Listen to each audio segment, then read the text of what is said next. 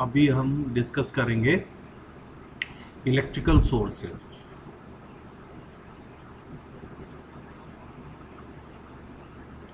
Electrical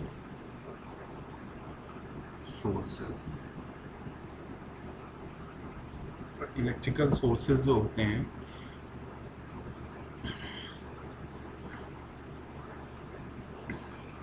एक आपका voltage source होता है, वोल्टेज सोर्स और करंट सोर्स। ठीक है,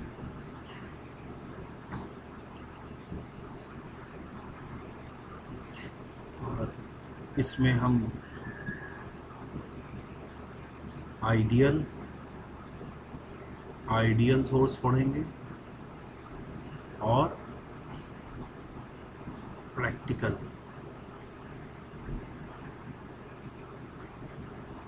आइडियल और प्रैक्टिकल। ठीक है, और साथ में हम डिपेंडेंट और इंडिपेंडेंट सोर्सेज भी पढ़ेंगे।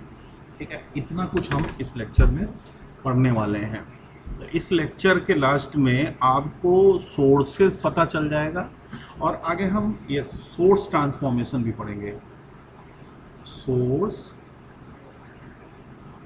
ट्रांसफॉर्मेशन, ये इसका थोड़ा हम इसको हम क्यों कर देते हैं। ठीक है, ये हम पढ़ने वाले हैं। तो सबसे पहले हम पढ़ते हैं, शुरू करते हैं वोल्टेज सोर्स। वोल्टेज सोर्स, तो वोल्टेज सोर्स क्या है? देखिए, जैसा कि यहाँ पे एक ये वर्ड लगा हुआ है सोर्स, तो सोर्स का मतलब समझ गए। ठीक है, अब वोल्टेज मतलब ऐसी डिवाइस जो वोल्टेज की सोर्सिंग करे, ऐसी डिवाइस जो वोल्टेज की सोर्सिंग करेगी उसको हम बोलेंगे वोल्टेज सोर्स। तो इसको हम जरा डिफाइन करते हैं। इसको हम, तो वोल्टेज सोर्स क्या होती है? टू टर्मिनल डिवाइस होती है। Voltage source is a two terminal device that sources constant voltage across its terminals irrespective of current drawn from it। Correct. ठीक है, तो ये हमने वोल्टेज सोर्स को डिफाइन किया। क्या है? ये एक टू टर्मिनल डिवाइस है। ठीक है, जो कि कांस्टेंट वोल्टेज सोर्स करती है अपने टर्मिनल के अक्रॉस। ये जो आगे लिखा हुआ है सेंटेंस, इसको हमें ध्यान से देखना है। Irrespective of current drawn from it, कि मतलब हम करंट कितना भी इससे ड्रॉ कर सकते हैं, लेकिन वोल्टेज ऑलवेज इसके टर्मिनल के अक्रॉस कांस्टेंट रहेगा। ये फीचर है वोल्टेज सोर्स का। और ये जो वोल्टेज सोर्स हम यहाँ पे डिस्कस कर रहे हैं, ये हमारा क्या है? ये हमारा आइडियल वोल्टेज सोर्स है। ये एक आइडियल वोल्टेज सोर्स ये होता है। बात समझ में आई? सिंबल हम इस तरीके से, ये सिंबल होता है, ये इसके टर्मिनल होते हैं। ठीक है ना? ये समटाइम ये बड़ी डंडी और एक छोटी डंडी, बड़ी डंडी हायर पोटेंशियल पे होती है, छोटी लोअर पोटेंशियल। ठीक है, तो अब देखिए ये क्या कह रहा है कि एक ideal voltage source, ideal voltage source जो है वो अपने टर्मिनल के अक्रॉस, ठीक है, मतलब अगर इसका ईएमएफ ई है, अगर ये ई वोल्ट का सोर्स है तो ये अपने टर्मिनल के अक्रॉस वी कितना वोल्टेज देगा, ई वोल्टेज देगा, कांस्टेंट वोल्टेज देगा, ठीक है ना, इररेस्पेक्टिव ऑफ करंट। अब इसमें से करंट कितनी निकल रही है, इसमें से करंट कितनी निकलेगी वो डिपेंड करेगा कि आपने यहाँ पे लोड कितना कनेक्ट किया है, इस वोल्टेज सोर्स से लोड कितना कनेक्ट है, वो उस पर डिपेंड करेगा current. So this current may have any value, ये करंट जो है कोई भी वैल्यू हो सकती है, ये वोल्टेज सोर्स करंट की कोई भी वैल्यू दे सकता है, लेकिन voltage across terminal always constant रहेगा। तो ये है वोल्टेज सोर्स का फीचर। तो अगर हम इसका कैरेक्टरिस्टिक ड्रॉ करें,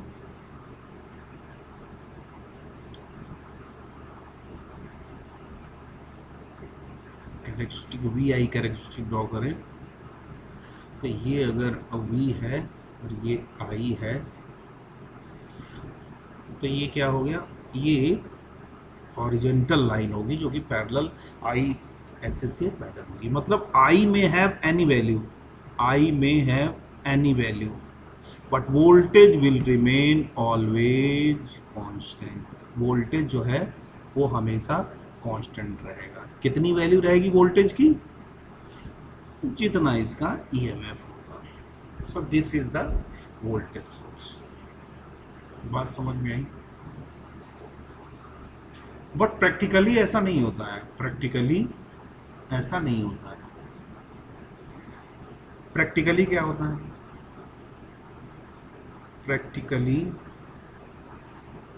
प्रैक्टिकली जो टर्मिनल वोल्टेज होता है, terminal voltage depends upon current drawn from it। ये देखिए अभी तक क्या था, जो टर्मिनल वोल्टेज है, ये जो टर्मिनल वोल्टेज आइडियल में, ये जो टर्मिनल वोल्टेज, ये जो आप V लिख रहे हैं, that is not the function of current, that was independent from current.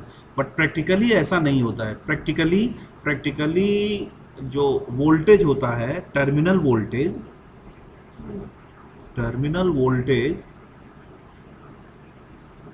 वो क्या होता है, फंक्शन ऑफ आई, ठीक है ना।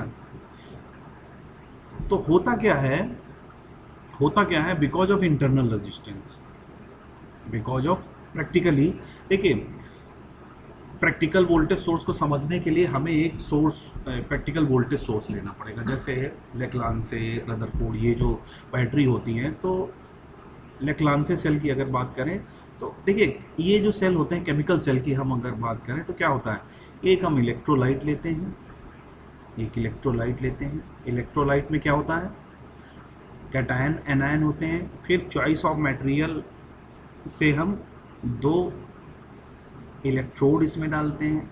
अब ये मटेरियल जो होता है, ये जो मटेरियल होता है, अब ये डिपेंड करता है, इसके टाइप पे डिपेंड करता है कि इस पे इलेक्ट्रॉन रिलीजिंग रिएक्शंस होंगी कि इलेक्ट्रॉन एक्सेप्टिंग रिएक्शंस होगी, ऑक्सीडेशन और रिडक्शन, ठीक है ना। देखिए हम बहुत ज़्यादा केमिस्ट्री में नहीं जाएंगे, सेल की केमिस्ट्री में नहीं जाएंगे, बट हम इलेक्ट्रिकल पॉइंट ऑफ व्यू से इसको समझने की कोशिश कर रहे हैं।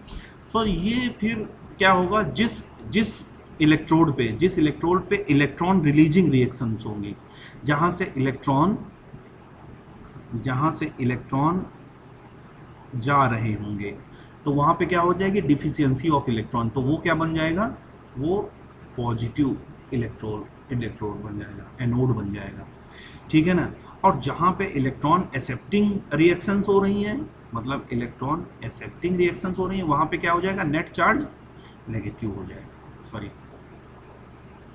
तो ये क्या हो जाएगा, तो ये सेल का कुछ थ्योरी होता है। तो अब हम क्या है, एक्सटर्नली अगर इसको हम कनेक्ट कर देंगे तो क्या होगा, नेट करंट जो यहाँ पे ये जो वोल्टेज डिफरेंस है ये फोर्स करेगा इलेक्ट्रॉन को, और इलेक्ट्रॉन नेगेटिव से पॉजिटिव की तरफ भागेगा तो करंट पॉजिटिव से नेगेटिव की तरफ जाएगी। और विद इन द सेल भी करंट फ्लो होगी थ्रू इलेक्ट्रोड, जो चार्ज करियर है, कैटायन एनायन, ठीक है ना। तो जो सेल के अंदर करंट फ्लो होती है तो इस इलेक्ट्रोलाइट का भी कुछ एक रजिस्टिविटी होती है, जीरो रजिस्टिविटी तो नहीं होती है। तो विद इन द सेल ये जो इलेक्ट्रोलाइट ये जो ऑफर करता है resistance in flow of current, तो इसको हम बोलते हैं इंटरनल रेजिस्टेंस। ये जो इलेक्ट्रोलाइट जो है जो रेजिस्टेंस ऑफर करता है उसको हम बोलते हैं internal resistance. So with in electrode जो करंट बहती है उसमें थ्रू इंटरनल रेजिस्टेंस कुछ ड्रॉप होता है, वोल्टेज का ड्रॉप होता है। तो टर्मिनल वोल्टेज अब कांस्टेंट नहीं रहता है, ठीक है। जैसे जैसे करंट बढ़ेगी तो ड्रॉप बढ़ेगा और टर्मिनल वोल्टेज घटेगा, ठीक है। तो अगर हम प्रैक्टिकली एक वोल्टेज सोर्स की मॉडलिंग करें, अभी तक हम बना रहे थे एक वोल्टेज सोर्स, लेकिन अब हम इंटरनल रेजिस्टेंस भी यहाँ पे शो करेंगे। So let's say this is internal resistance Ri। now the voltage V will be what? Suppose some load is connected, so ये करंट आई, तो अब V क्या होगा? अब now V is no more equal to E but less than E। कितना less होगा? जितना कि इंटरनल रेजिस्टेंस में ड्रॉप होगा। तो ये जो टर्म बढ़ गया, ये term, this term gives the dependency over current. ये वोल्टेज को, टर्मिनल वोल्टेज को डिपेंडेंसी देता है करंट पे, ठीक है ना। पहले क्या था? पहले ये आई आर टर्म नहीं, आई आर आई टर्म नहीं था। अभी क्या है? बिकॉज ऑफ इंटरनल रेजिस्टेंस ये पिक्चर में आ गया। तो अब टर्मिनल वोल्टेज क्या हो गया? अब terminal voltage depends upon I. Now this V depends upon I. पहले क्या था? तो आइडियल केस क्या था? Ideal case V equal to E, but practically V is what? Less than V, कितना कम? Ri। तो ये क्या है? Depends upon current. ये क्या है? इंडिपेंडेंट ऑफ करंट, ठीक है। तो इसको अगर हम कैरेक्टरिस्टिक इसका ड्रॉ करें तो हम ये शो कर सकते हैं। नाउ अगेन हमको स्ट्रेट लाइन मिलेगी, V और I कर्व अगर ड्रॉ करेंगे, एक स्ट्रेट लाइन मिलेगी। वो कहाँ से स्टार्ट होगी? E से स्टार्ट होगी और वो नेगेटिव स्लोप के साथ होगी जैसे जैसे I बढ़ेगा, ठीक है। सो यहाँ पे अगर हम इसको शो करें, सो दिस इज I ड्रॉप, समझ गए? So this is practical source, और इसको हम क्या बोलते हैं? ये क्या है? ये इंडिपेंडेंट है। इंडिपेंडेंट मतलब ये, चलिए अभी हम इसको इंडिपेंडेंट और डिपेंडेंट को इंट्रोड्यूस नहीं करेंगे, अदरवाइज आप कंफ्यूज हो जाएंगे कि सर अभी आपने करंट की डिपेंडेंसी इंडिपेंडेंसी से कंफ्यूज ना हो जाए, तो इसलिए हम उसको बाद में डिस्कस करेंगे।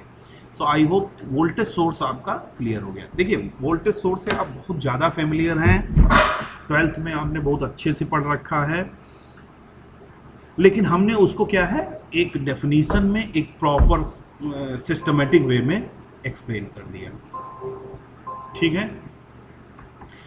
तो अब हम आगे चलते हैं, अब हम चलेंगे करंट सोर्स की तरफ।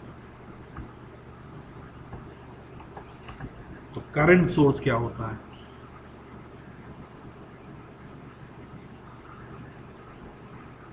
करंट सोर्स, तो current source again two terminal device है जो कांस्टेंट करंट की सोर्सिंग करती है through its terminal irrespective of voltage developed across it. Basically ये क्या है, ये बिल्कुल डुअलिटी है वोल्टेज सोर्स की, voltage source duality. Better to write, हमें ये लिखना चाहिए था duality of voltage source, but आप समझ लीजिए। तो हम क्या है कि हम वही डेफिनेशन पिक करते हैं, तो अब आप अच्छे से समझ पाएंगे। हम यही डेफिनेशन पिक कर लेते हैं, इसमें हम नेसेसरी चेंज बना देंगे।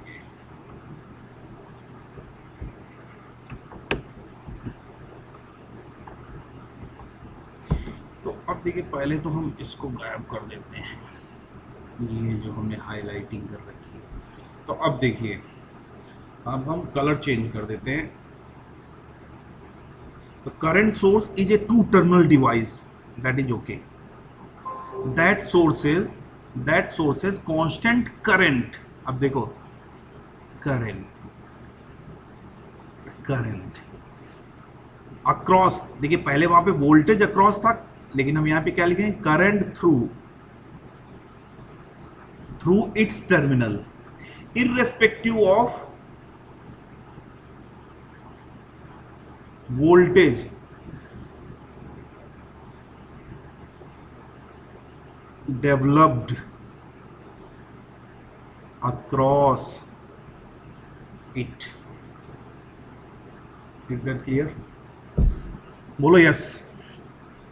तो इसमें हम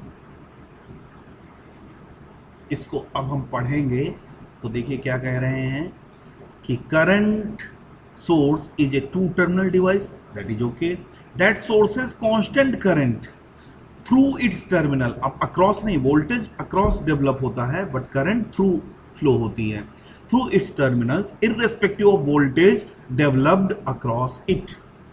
ठीक है, तो अब हम इसका सिंबल बनाएंगे। इसको हम कैसे नोट करते हैं, इसको हम इस तरीके से इसका सिंबल बनाते हैं, और डायरेक्शन ऑफ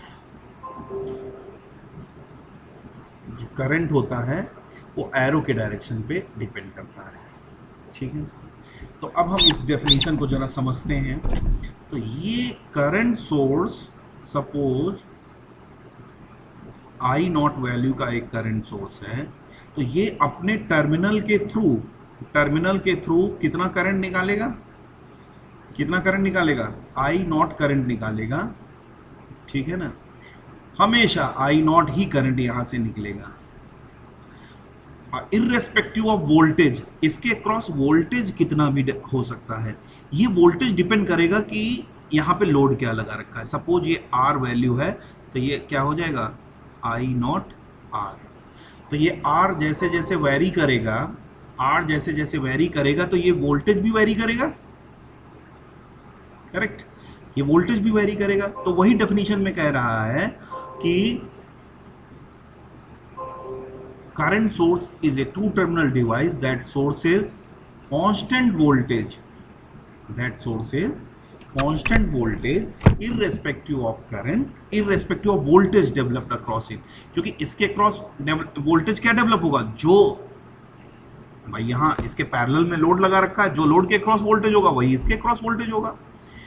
बात समझ रहे हैं भाई, जो भी हमने इससे कनेक्ट कर रखा है, जो भी हमने इस वोल्टेज सोर्स से कनेक्ट कर रखा है, उसके क्रॉस जो भी वोल्टेज होगा वही करंट सोर्स के क्रॉस वोल्टेज होगा। तो वो क्या कह रहा है कि irrespective of voltage drawn developed across it, मतलब इसके क्रॉस वोल्टेज तो कुछ भी हो सकता है, वो वोल्टेज डिपेंड करेगा कि हमारा लोड क्या है, लेकिन करंट की वैल्यू ऑलवेज कांस्टेंट रहेगी। दैट इज द डुअलिटी, जहां पे करंट वोल्टेज सोर्स के केस में करंट कांस्टेंट रहता था, और करंट सोर्स के केस में वोल्टेज कांस्टेंट है। तो इसका अगर हम कैरेक्टरिस्टिक शो करेंगे, तो कैरेक्टरिस्टिक क्या होगा, अब now now again we will get a a line, a straight line that will be parallel to V. Now for any value of v, for any value of v, I is always constant. v may have any value but I क्या रहेगा, हमेशा constant रहेगा, ठीक है ना. But practically ऐसा नहीं होता है, बिकॉज ऑफ इंटरनल रेजिस्टेंस क्या होता है, अब वो वोल्टेज पे डिपेंड करता है. जो करंट उससे निकलता है, जो करंट की सोर्सिंग कर रही है, वो उसके वोल्टेज पे डिपेंड करती है. तो अगर हम एक सपोज इंटरनल रेजिस्टेंस अगर आर आई है, तो हम उसकी मॉडलिंग कैसे करेंगे. ये करंट सोर्स है. अब करंट सोर्स को अब हम इंटरनल रेजिस्टेंस को कहाँ लगाएंगे, पैरेलल में लगाएंगे, क्योंकि पैरेलल में ही करंट डिवाइड होती है, ठीक है ना. Now this is the practical current source. तो अगर ये आई नॉट वैल्यू का है, इंटरनल रेजिस्टेंस आर आई है, तो नाउ अब टर्मिनल पे जो करंट है that is not equal to I not, that is not equal to I not. अब क्या होगी, ये जो आई होगी, ये आई होगी, सॉरी, अब ये जो आई होगी, ये क्या होगी, आई होगी आई नॉट माइनस में क्या, देखो यहां से आई नॉट निकलेगी, ये आई नॉट पास करेगी, लेकिन यहां पे भी करंट कुछ थ्रू इंटरनल रेजिस्टेंस भी पास हो जाएगी. और ये कितनी होगी, ये होगी current V upon R I, where V is what, where V is voltage across current source. So now see the terminal current, जो टर्मिनल से करंट पास कर रही है, वो किस पे डिपेंड कर रही है, V का फंक्शन बन गई, वोल्टेज का फंक्शन बन गई. Earlier in ideal case, ideally क्या था, आइडियल केस में क्या था, आइडियल क्या था, आई जो था वो आई नॉट के बराबर था. बट प्रैक्टिकली क्या हो गया, अब आई क्या है, I naught minus V upon R I. अब ये बन गई, अब ये v का फंक्शन हो गई. अब ये जो प्रैक्टिकली जो है i है, वो क्या हो गई, फंक्शन ऑफ v, करेक्ट. सो ये करंट सोर्स और वोल्टेज सोर्स हो गया. तो देखिए वोल्टेज सोर्स तो आप बहुत अच्छे से पढ़ चुके हैं, इसीलिए हमने जो करंट सोर्स एक्सप्लेन किया वो वोल्टेज सोर्स की ही डेफिनेशन पे यहाँ पे कट करके और ये लिखा हुआ है, सो दैट आप समझ सकें.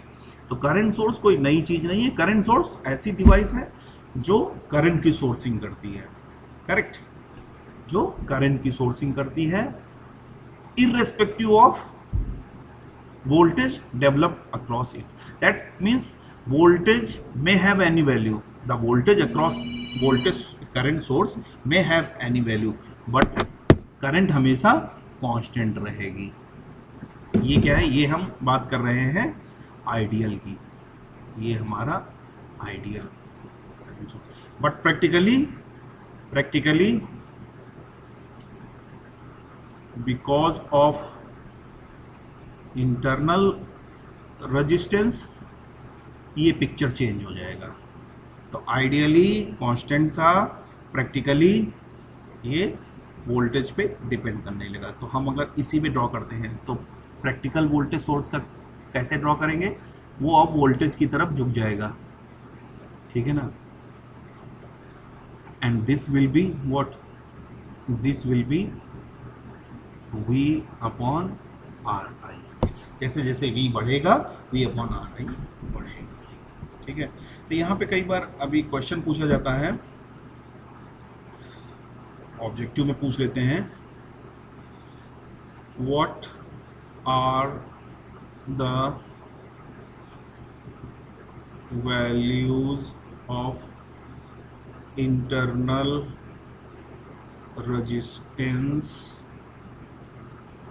of ideal voltage and current source respectively. ये क्वेश्चन पूछा जाता है। वो कहता है कि इंटरनल रेजिस्टेंस क्या होगा आइडियल वोल्टेज सोर्स का और आइडियल करंट सोर्स का। तो आप बोल दीजिए आइडियल आइडियल वोल्टेज सोर्स। देखिए हम देख लेते हैं, फिगर देख लेते हैं। जो आइडियल वोल्टेज सोर्स हमने बनाया था, बताइए आइडियल वोल्टेज सोर्स ये जो हमने बनाया है, यहाँ पे बताओ इंटरनल रेजिस्टेंस कितना है कोई internal resistance? R equal to 0। और आइडियल में क्या है? आइडियल में क्या है? आइडियल में इंटरनल रेजिस्टेंस क्या है? इनफाइनाइट है, ओपन है। पैरेलल में कोई रेजिस्टेंस लगा हुआ है, दैट मीन्स ओपन है। तो ये क्या हो गया? इनफाइनाइट है। तो आप बोल दीजिए आइडियल वोल्टेज सोर्स का आर आई 0 और आइडियल करंट सोर्स का आर आई इनफाइनाइट। तो हमारे लिए अच्छा कौन सा है? जिसका इंटरनल रेजिस्टेंस कम हो। कौन सा वोल्टेज सोर्स अच्छा होगा? जिसका इंटरनल रेजिस्टेंस कम हो। करंट सोर्स कौन सा अच्छा होगा? जिसका इंटरनल रेजिस्टेंस ज्यादा हो। जैसे आपसे पूछा जाए कि ये 3 वोल्टेज सोर्स हैं, E1 E2 E3, ठीक है। तो E1 E2 E3 में कौन सा सबसे अच्छा है? तो E2 इज बेस्ट और E3 इज वर्स्ट, क्योंकि इसका इंटरनल रेजिस्टेंस क्या है? High internal resistance. इसका क्या है? लो इंटरनल रेजिस्टेंस। करेक्ट। तो अब हम आई होप कि आप लोग ये वोल्टेज सोर्स और करंट सोर्स समझ गए। अब हम थोड़ा आपको बताएंगे यहाँ पे, अब हम बताएंगे आपको जो हमने पहले वहाँ पे लिखा है स्टार्ट ऑफ द लेक्चर। हमने बताया था कि डिपेंडेंट और इंडिपेंडेंट करंट सोर्स। तो अभी जो हम पढ़ रहे थे वो सारे इंडिपेंडेंट करंट सोर्स हैं। मतलब इंडिपेंडेंट करंट सोर्स वो जो सर्किट के किसी पैरामीटर पर डिपेंड नहीं करते हैं, वो सारे इंडिपेंडेंट होते हैं। डिपेंडेंट होते हैं वो डिपेंडेंट सोर्स होते हैं जो सर्किट के किसी पैरामीटर पे डिपेंड करते हैं। लाइक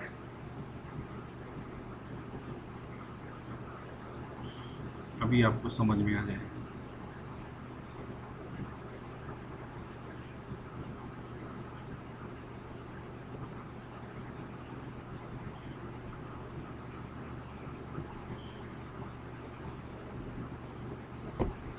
तो यहाँ पे देखिए, यहाँ पे इसमें ये तो आप बहुत अच्छे से समझ गए कि सर ये एक वोल्टेज सोर्स आपने लगाया है, ये आपने 10 वोल्ट का वोल्टेज सोर्स लगाया है, लेकिन सर ये क्या आपने उसमें सेट कर दिया? तो ये जो है this is dependent voltage source. Dependent voltage source कैसे? क्योंकि ये इसका जो वोल्टेज है वो किस पे डिपेंड करता है? आई पे डिपेंड कर रहा है। यहाँ पे देख रहे हो ये आई पे डिपेंड करता है, ये 4i है। तो ये क्या है? Dependent voltage source. इसका जो ईएमएफ है वो किस पे डिपेंड करता है? जो 2 ओम में करंट फ्लो हो रही है। बात समझ गए? और ये क्या है? इसको क्या बोला जाएगा? ये इंडिपेंडेंट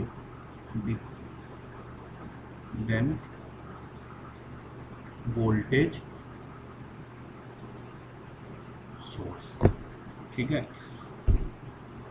बात समझ गए? तो इसको हम बोलते हैं CCVS। क्या बोलते हैं? CCVS, current controlled voltage source. ठीक है ना? अभी अगर मान लो कोई वोल्टेज सोर्स, समझिए जरा, कोई वोल्टेज सोर्स जो है सर्किट के वोल्टेज पे डिपेंड करता, 2V।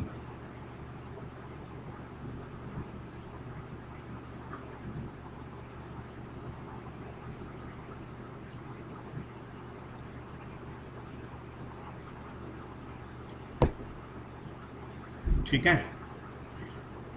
तो अब ये क्या है, ये अगेन डिपेंडेंट है, ये डिपेंडेंट सोर्स है, ये डिपेंडेंट सोर्स है।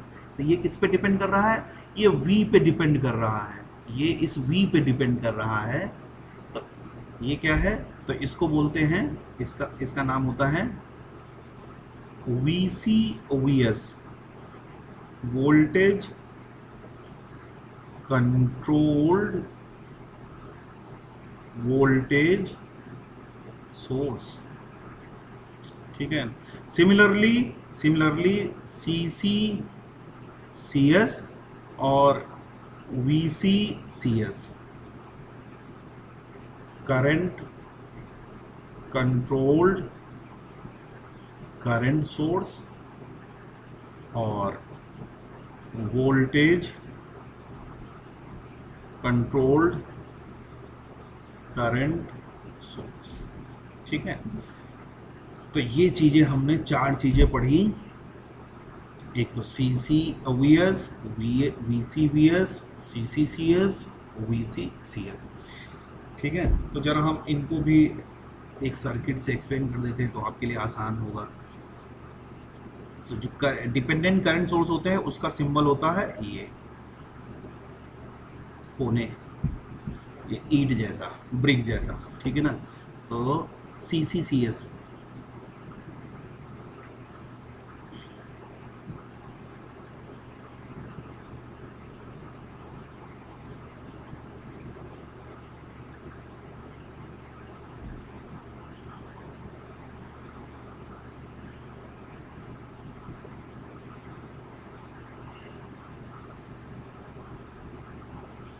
तो ये देखिए यहाँ पे हमने जो सोर्स बनाया है ये क्या है, ये कैसा सोर्स है, ये CCCS, current controlled current source. ठीक है। दूसरा हम सर्किट बना लेते हैं जिसमें हम आपको बताएंगे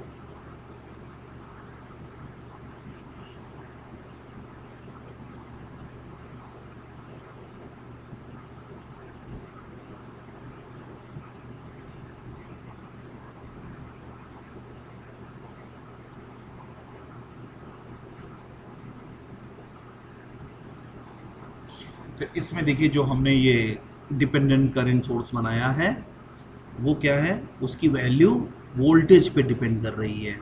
उसकी जो करंट जो इसमें निकलेगी वो क्या होगी, इस वोल्टेज पे डिपेंड करेगी, ये जो 4 ओम के अक्रॉस। तो इस तरीके से हम ये समझ सकते हैं। तो ये क्या हो गया, ये है वोल्टेज कंट्रोल्ड करंट सोर्स। ठीक है। तो ये अभी फर्स्ट ईयर में तो सिलेबस में नहीं होता है, तो आप लोग जब प्रैक्टिस करें तो ये क्वेश्चन स्किप कर सकते हैं। ठीक है ना। ये आपके सिलेबस में, ये एग्जाम में नहीं पूछा जाता। ये फिर आप जब 3rd सेमेस्टर में नेटवर्क एनालिसिस या सिंथेसिस जो भी नेटवर्क दूसरा सब्जेक्ट पढ़ेंगे तो उसमें आप डिटेल पढ़ेंगे। बट हमने यहाँ पे देख लिया सो दैट आपको ये पता होना चाहिए कि ये जो ब्रिक जैसे सोर्स बने हैं सर, इनका कैसे करें। ठीक है। तो ये आपको पता होना चाहिए। नाउ अब सोर्स ट्रांसफॉर्मेशन, सोर्स ट्रांसफॉर्मेशन। तो सोर्स ट्रांसफॉर्मेशन देखिए, सोर्स ट्रांसफॉर्मेशन मतलब हम अभी यहाँ पे आपको बताएंगे कि करंट सोर्स को हम वोल्टेज सोर्स में ट्रांसफॉर्म कर सकते हैं और वोल्टेज सोर्स को करंट सोर्स में ट्रांसफॉर्म कर सकते हैं। ठीक है। Without violating equivalency. तो जैसे मान लो हमारा कोई करंट सोर्स है आई वैल्यू का है और इसका इंटरनल रेजिस्टेंस R है।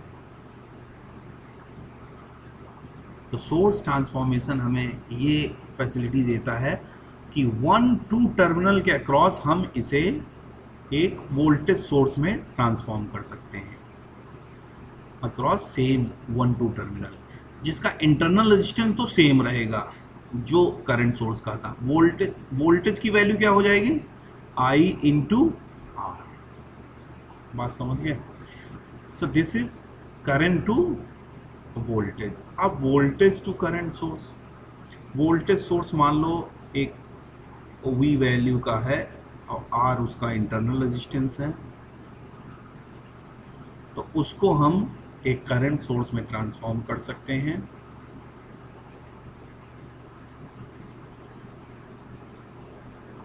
तो अगेन इंटरनल रेजिस्टेंस तो सेम रहेगा, R इसका भी रहेगा, I की वैल्यू क्या हो जाएगी V अपॉन R। ठीक है, तो ये कई समटाइम क्वेश्चन में ये ट्रांसफॉर्मेशन हमारे लिए चीज़ों को आसान कर देता है।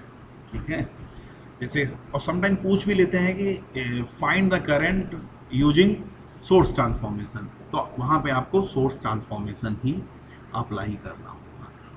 सो this is all about electrical sources जो आपके BEE के लिए जरूरी है। ठीक है, थैंक यू।